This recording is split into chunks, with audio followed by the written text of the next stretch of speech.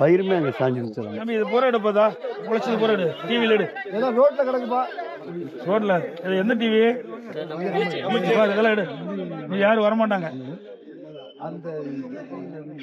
பிள்ளைகள் சொல்றதுக்கு யாரும் இந்த டிவி எதுப்பா எல்லாம் நியூஸ் சேனல் தான் வா இருக்குது விவசாயிகளுக்கு யாரும் காட்ட கூட மாட்டாங்க கையில் வச்சு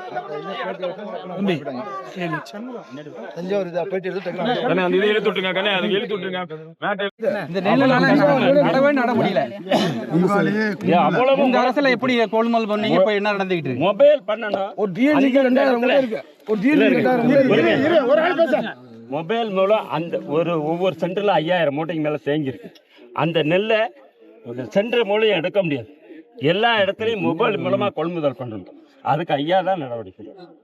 எல்லாமே சட்டமன்றத்தில் பேசணும் எங்களுடைய கவனத்துக்கு வந்து இருக்கிற அருமை காமராஜர் சொன்னாங்க விவசாய கவனத்துக்கு தனி தீர்மானத்தை கொண்டாங்க இல்லை சரி கவன ஈர்ப்பு தீர்மானத்தை கொண்டாங்க கவன ஈர்ப்பு தீர்மானத்தில் சம்பந்தப்பட்ட அமைச்சர் பதில் சொல்லின்ற பொழுது நான் சொன்னேன் ஒரு நாளைக்கு 800 மூட்டை தான் இடம் போடுறாங்க இதனால நெல் இன்றைக்கு அந்த பகுதியில் அதிகமான விவசாயிகள் அறுவடை செய்து அந்த நெல்மணிகள்லாம் மூட்டை பிடிச்சி நேரடி நெல் கொள்முதல் போனால் இடம் போடுறதில்ல குறைஞ்ச மூட்டையில் இடம் போடுறதுனால நிறைய நெல் தேங்குது 15 நாளாக சாலையில் கொட்டி வச்சிருக்கிறாங்க மழை காலம் இந்த மழையில் பல நெல் குயிலெல்லாம் நெல்மணிகள்லாம் முளைச்சி வீணாகிறது அப்படின்னு சொன்னதுக்கு அமைச்சர் பதில் சொல்றாரு ஒரு நாளைக்கு 2000 மூட்டை நாங்கள் இடம் போடுறோம்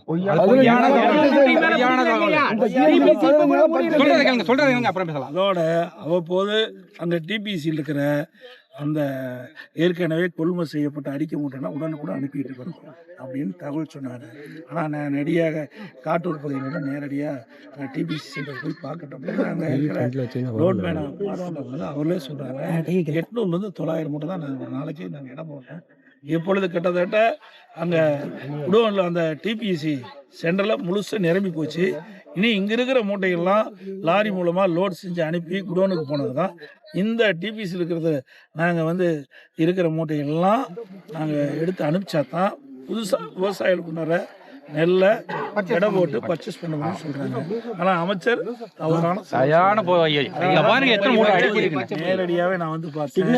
இன்னைக்கு இந்த பகுதியில் பார்த்தீங்கன்னா டெல்டா மாவட்டத்தில் முழுசும் இன்னும் ஒரு 15 லட்சம் மூட்டைக்கு நான் இடம் போடாது கடுமையாக பாய்ச்சிருக்கீங்க. அரசுடைய உங்களுக்கு அண்ணா திமுக வாழ்வாதாரமே நீங்கள் பெற்று தருவதற்கு முழு துணை நிற்கும். நாங்க உங்களை எதிர்பார்த்து